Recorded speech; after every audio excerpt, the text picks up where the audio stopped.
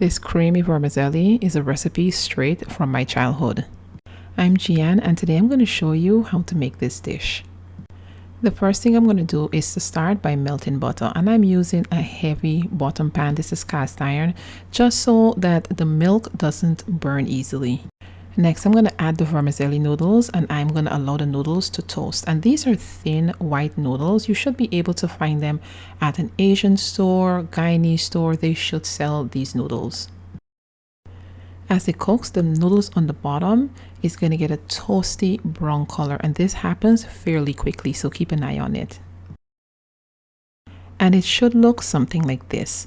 Once the noodles are toasted, it's time to add the liquid, and I'm using whole milk and water. You can also use evaporated milk. Once I've added the liquid, it's time to add some of the spices, and I'm adding whole cardamom and a cinnamon stick. You can substitute ground as well.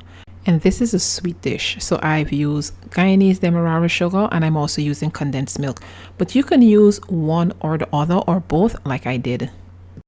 And if you're interested in making this recipe, I will have it linked below in the description box. It's going to lead you over to my website, jehancancook.com.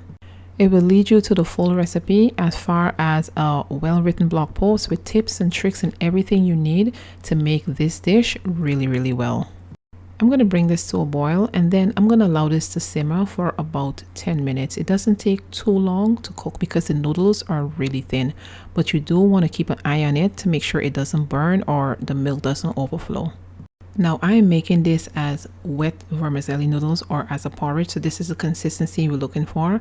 I've added almond extract, vanilla extract, and nutmeg just to finish it off and to give it even more flavor. I'm also going to add candied cherries. Now this is completely optional. You can also add raisins. To be honest with you, I don't even eat the cherries, but I do like the flavor that it adds. To make it into a vermicelli cake, cook it until it's even thicker, then place it into a buttered dish and allow it to cool completely before cutting into cubes. Whichever way you choose to make this dish, I hope you enjoy it, and I'll see you in the next one.